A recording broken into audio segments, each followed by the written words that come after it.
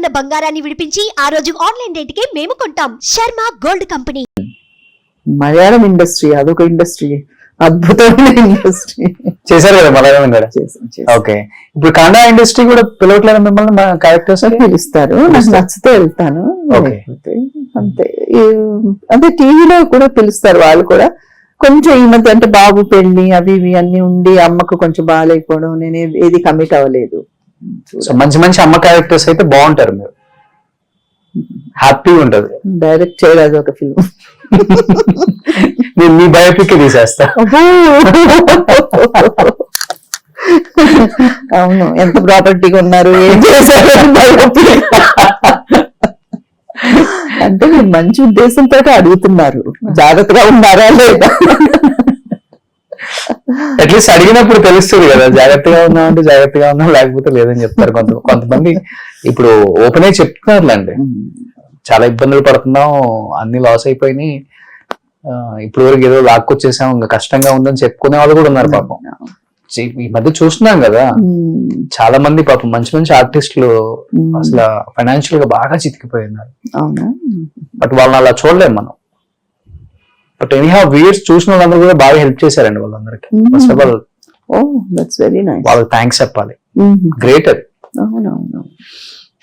వాళ్ళు అలా చూసాం కదా థియేటర్లలో, స్క్రీన్ మీద ఇలా చూసిన క్యారెక్టర్స్.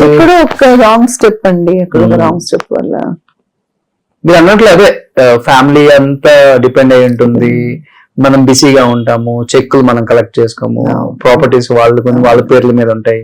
చివరికి ఏదైనా ఆఫర్ లేనప్పుడు, ఏదైనా అడిగినప్పుడు ప్రాపర్టీ నీ దగ్గర ఎక్కడ ఉంది, నా పేరు మీద కదా ఉందని మొత్తం ఉన్నాయి. అటువంటి సిల్క్ గారిది చూసాం మనం, ఎవరిదో ఎందుకు.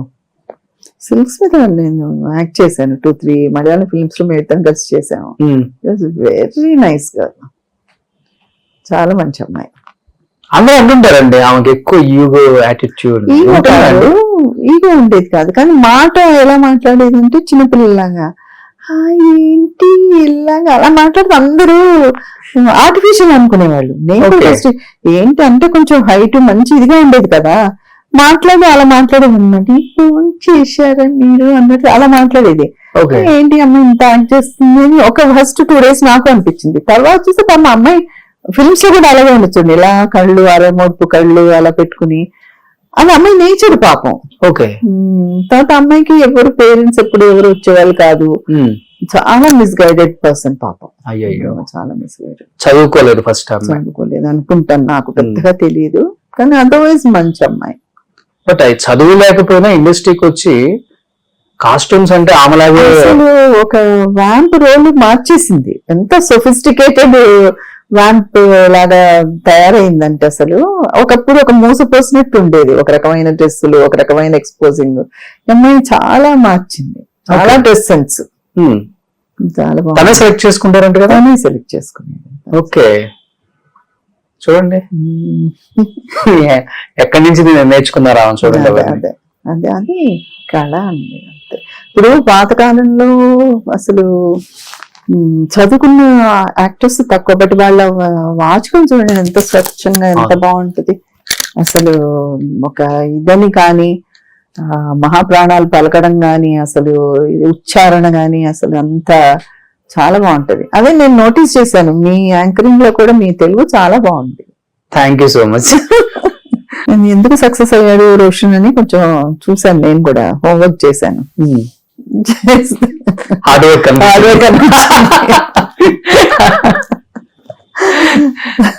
బట్ సిల్క్ స్మిత గారు చనిపోయినప్పుడు వెళ్ళారా అండి? లేదమ్మా, నేను ఏదో అవుట్డోర్ లో ఉన్నాను, వెళ్ళలేకపోయాను. సో కొంతమంది వెళ్ళిన వాళ్ళు చెప్తే నిజంగా చాలా బాగా అనిపించింది. గవర్నమెంట్ హాస్పిటల్లో కింద ఎక్కడ పడేశారు, ఈగలన్నీ వాళ్తున్నాయి, కనీసం పట్టించుకోలేదు. తెలీదు మనిషి ఏమైందనేది నాకు కూడా సరిగ్గా తెలీదు. నేను ఏదో బిజీగా ఉండి చెప్పాను కదా, ఇండస్ట్రీలో పర్సనల్ ఎవరితోటి పెద్ద మూవ్ అయ్యేదని కాదు, కాబట్టి నాకు పెద్ద తెలియదు. కానీ ఇలాంటి స్టోరీస్ ఉంటాయి. అదే ఒక చిన్న రాంగ్ స్టెప్ తోటి ఇప్పుడు కూడా ఫైనాన్షియల్ గా అమ్మాయిలు ఎవరు ఇదిగా ఉండట్లేదు, అందరూ జాగ్రత్తగా ఉంటారు. ఎందుకంటే they know that their career may not be long. అవును, అందుకని అది జాగ్రత్తగా ఉండాలి. పర్సనల్ దాంట్లో కొంచెం రాంగ్ స్టెప్స్ వేస్తున్నారు. అది అంటే ఇంత లైఫ్ చూసిన వాళ్ళు మళ్ళీ ఇలా ఇలా బతకాలి అనుకోరు కదా. సో ఏదో ఇలానే ఉండాలనుకుంటారు ఇలా లేకపోయినా కానీ.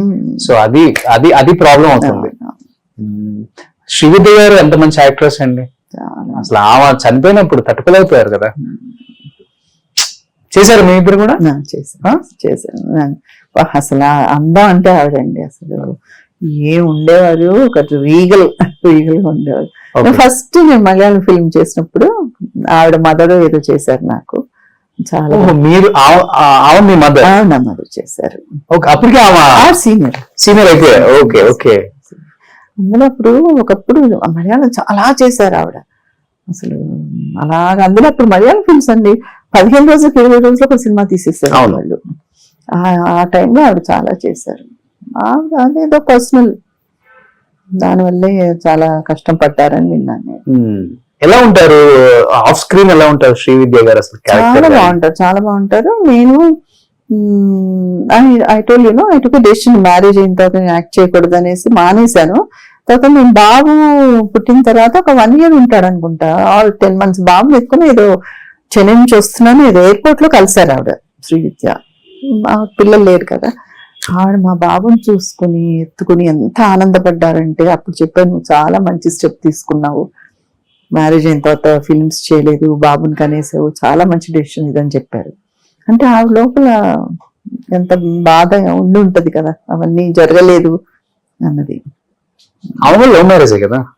Sort of yes, love marriage. పిల్లలు లేరు. అది అంటే కొంచెం ఆ మ్యారేజ్ లోనే ఏదో ప్రాబ్లం అని అన్నారు. అవునవునవును. హెల్త్ ఇష్యూ చనిపోయారని, లేకపోతే సూసైడ్ కాదు, సూసైడ్ అయితే కాదు, న్యాచురల్ డెత్. ఓకే. చివరి రోజుల్లో ఫైనాన్షియల్ గా ఇబ్బంది పడ్డారు కదా కూడా? ఫైనాన్షియల్ గా ఇబ్బంది పడలేదు, బట్ ఆమె అదే మీరు ఒక చెప్పినట్టు ప్రాపర్టీ అంతా తన పేరులో లేకపోవడం అలాంటివి ఏదో జరిగింది. సో అది కొంచెం దెబ్బతింటారు కదా సైకలాజికల్లీ. ఆమె అంటే ఆ ఉన్నాయన్నీ ఇచ్చేసారంట. సరే ఇల్లు ఉంది కదా అని లైట్ తీసుకున్నారంట. తీరా చూస్తే ఇల్లు ప్లేస్ ఆమె పేరు మీద లేదంటే ఇల్లు కట్టిందామంట. అలాంటిది ఏదో మనసు విరిగిపోయింది ఆవిడకి. దాని వల్ల మనసు విరిగిపోయింది అన్నారు. అదే విన్నాను నేను. టీ నగర్ లో పెద్ద ఇల్లు, ఇంకా తట్టుకోలేకపోయింది ఆమె అని చెప్పేసి విన్నా. So maybe heart attack, I don't know, నాకు తెలీదు. బట్ సూసైడ్ అయితే కాదు. ఇప్పుడు మీరు చేసిన యాక్టర్స్ అందరూ ఇప్పుడు అక్కడే ఉన్నారు కదండి, చెన్నైలోనే ఉన్నారు. ఇంకా ఎప్పుడైనా వెళ్ళినప్పుడు చెప్పాను కూడా హైవే కూడా ఉండదు. బాబు పెళ్లికి కూడా ఎవరిని పిల్లలు నాలాగే రిటైర్ అయిపోయిన ఎవరో ఒకరో ఇద్దరితో మాట్లాడతాను అంతేగాని ఇంకా యాక్టివ్ ఉన్న వాళ్ళతో ఎవరితో లేదు. బాబు పెళ్లికి కూడా ఎవరిని పిలవాల. ఒక్క ఫ్రెండ్ ఉంది సత్యకళ అని, ఆవిడ కూడా కొంచెం తమిళ మలయాళ సినిమాలు చేశారు. ఆవిడ నాకంటే ఎక్కువ, అంటే ఆవిడకి ముందు నుంచి అసలు ఫిల్మ్స్ ఇష్టం లేదు, ఏదో అలా చేశారు, మ్యారేజ్ చేసుకుని సెటిల్ అయిపోయారు. ఇంకా వాళ్ళ ఆయనకు కూడా ఇష్టం లేదని అసలు తల పెట్టరు అనమాట. ఆవిడ ఒక్కటి సింగిల్ నాకు అక్కడి నుంచి ఫ్రెండ్. ఇక్కడ నుంచి వైవిజీ గారిని, అక్కడి నుంచి ఆమెను పిలిచాను అంతే. సో ఇప్పుడు ఎప్పుడన్నా కలిసినప్పుడు ఏదన్నా ఫిలిం సంబంధించిన ఫెస్టివల్స్ కి మన యాక్టర్స్ ఎవరన్నా చూసి గుర్తుపట్టడం, ఎలా ఉన్నారు అడుగుతారా? అంటే హీరోస్ ఎప్పుడైనా చూసినప్పుడు మాట్లాడతారు, ఏమైపోయావు అంటారు, అంతేగాని ఎక్కువ నేను అక్కడ కూడా కాలేను. నేనేదో గుండ్లు గోపురాలు తిరుగుతూ అలాగే ఉంటాను. ఓకే. ఇది కాకుండా ఎక్కువ సేవా ఇవి కూడా ఉన్నాయన్నారు. నేను ఏదో పెట్టాను చేస్తున్నారు. ఎన్జిఓ చాలా కాలం నడిపాను. ఇప్పుడు ఈ మధ్య ఒక 4-5 years గా లేదు, చేయట్లేదు. అంత చాలా మంది పిల్లల్ని చదివించి వాళ్ళందరూ బాగా సెటిల్ అయ్యారు. ఓకే. ఎంతమంది చదివించుంటారు? నేను 50 మంది. నా పిల్లల్లో 6 మంది 7 మంది కానిస్టేబుల్స్ అండి. తెలంగాణ మనకి ఇబ్బంది అదే అనుకుంటా. ఒక రోజు అందరినీ ఒక యూనిఫామ్ వేసుకుని నేను మధ్యలో నిలబడి ఒక ఫోటో తీసుకుందాం అనుకుంటున్నాను. చాలా మంది, ఒక 5-6 మంది ఇంజనీర్స్ అయ్యారు, hotel management, everyone is settled. Okay. నేను చేసినప్పుడు మై అంబిషన్ వాస్ దట్, నేను ఏదో వాళ్ళకి చదువుకోవడానికి హెల్ప్ చేసేసి ఏదో పుస్తకాలు కొని ఇచ్చేసి అలా ఉండకూడదు, వాళ్ళని కౌన్సిలింగ్ కూడా చేసి వాళ్ళని అన్ని చూసుకొని. సింగిల్ పేరెంట్ అలా ఏం కాదు, ఎకనామికల్లీ డిఫికల్ట్ చిల్డ్రన్ అంతే.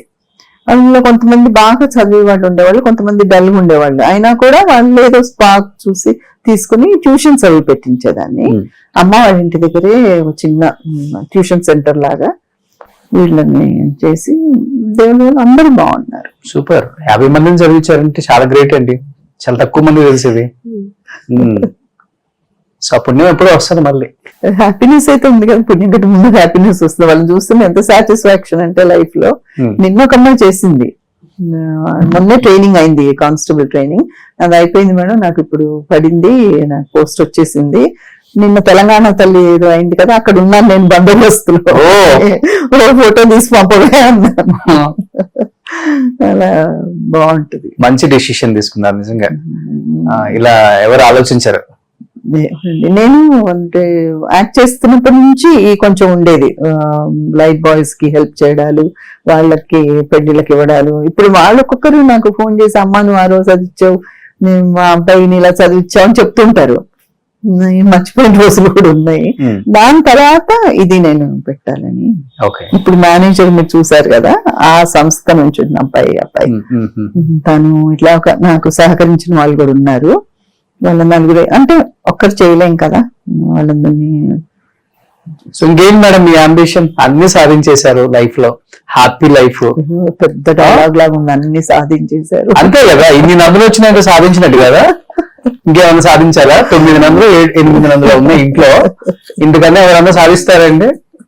అంటే సాధించిన వాళ్ళకి ఇదే, ఇంకా ఇంకేదో సాధించాలని అట్లా ఏం లేదు, ఏదో సాధించాలని ఏం లేదు, చెయ్యాలని అంతే. సో ఇప్పుడు ఇంకా యాక్ట్ చేయాలి హ్యాపీగా.